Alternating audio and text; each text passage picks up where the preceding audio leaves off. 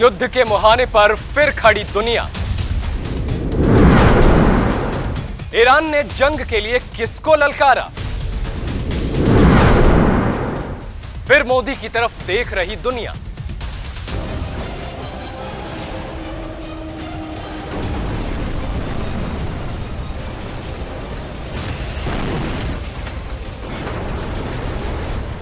बहुत स्वागत है आपका वीके न्यूज में। मैं हूं आपके साथ नदीम अहमद। रूस और यूक्रेन युद्ध अभी खत्म भी नहीं हुआ है कि दुनिया के दो और देश युद्ध के लिए एक दूसरे को ललकार रहे हैं। सऊदी अरब और ईरान मध्य पूर्व के वो देश हैं जो अपनी दुश्मनी को लेकर मशहूर हैं। इन दो देशों की आपसी लड़ाई पूरे मध्य यूरोप की राजनीति को प्रभावित करती है। सऊदी अरब और ईरान के संघर्ष सिर्फ राजनीति नहीं बल्कि धार्मिक तौर पर भी एक बड़ा मुद्दा है। सऊदी अरब और ईरान के रिश्ते तब ज्यादा खतरनाक दौर में चले गए जब सऊदी अरब के प्रमुख शिया धर्मगुरु निम्र अल निम्र को सऊदी में फांसी की सजा दी गई।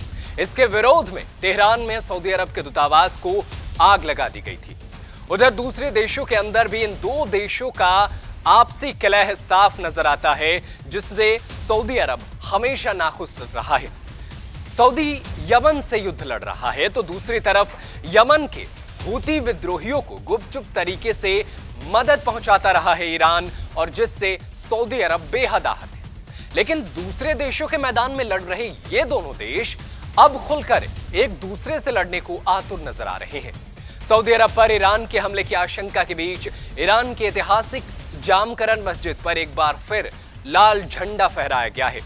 कहा जाता है कि ईरान में इस लाल झंडे का साफ मतलब है जंग का ऐलान। इससे पहले साल 2020 में जनरल कासिम सुलेमानी की हत्या के बाद ईरान ने जामकरन मस्जिद पर लाल झंडा फहराते हुए अमेरिका के खिलाफ जंग का ऐलान किया था। 3 साल के अंदर यह दूसरा मौका है जब ईरान ने खुलेआम जंग का ऐलान कर दिया है। बता दें कि सऊदी अरब ने अमेरिका के साथ खुफिया जानकारी साझा की है, जिसमें कहा गया है कि ईरान सऊदी में कई जगहों पर हमला कर सकता है। इस जानकारी के सामने आते ही खाड़ी देशों में मौजूद अमेरिकी सेना को हाई अलर्ट पर भी कर दिया गया है।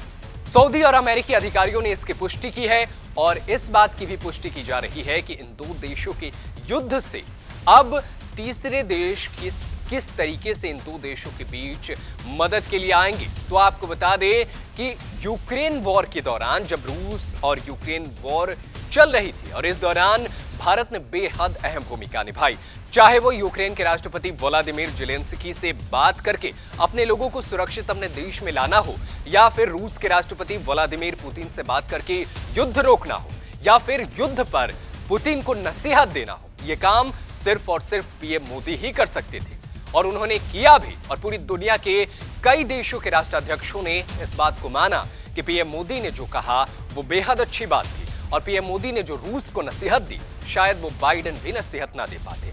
अब सवाल है कि सऊदी और ईरान में अगर युद्ध होता है तो भारत की इन युद्ध में क्या भूमिका हो सकती है। तो आपको बता दें कि सऊदी अरब के अंदर लाखों भारतीय मजदूर कामगार हैं जो वहां पर काम करते हैं। अरब खाड़ी देशों में अगर युद्ध होता है तो ये लाखों रोजगार पाए लोग मुसीबत में पड़ सकते हैं, और इन लोगों के रोजगार तो जाएंगे ही, साथ ही इन लोगों की जान पर भी बन जाएगी। ऐसे में मोदी की यहां पर रणनीति बेहद अहम होगी। पीएम मोदी कैसे इस मोर्चा को संभालते हैं और ईरान को कैसे समझाते हैं। दूसरी बात यह है कि ईरान में भारत ने अरबों डॉलर का निवेश किया है, और ऐसे में भारत कभी नहीं चाहेगा कि ये देश एक दूसरे से लड़े, क्योंकि ये दोनों देशों में भारत अपने अपने स्तर पर बेहद अहम रणनीतिक साझेदार मानता है। ऐसे में पीएम मोदी का क्या स्टैंड होता है, इस पर हमारी नजर रहेगी। सऊदी ईरान से जुड़ी तमाम खबरें आप तक पहुंचाते रहेंगे। इन दो देशों के युद्ध पर आपकी क्या राय है, हमें कमेंट करके जरूर बताएं। हमें आपकी प्रतिक्रिया का हमेशा इंतजार रहता है, इसलिए आप हमें अपनी प्रतिक्रिया जरूर दें। देश दुनिया की तमाम बड़ी खबरों को देखने के लिए बने रहे वीके न्यूज के साथ। धन्यवाद। वीके न्यूज, राष्ट्र के नाम।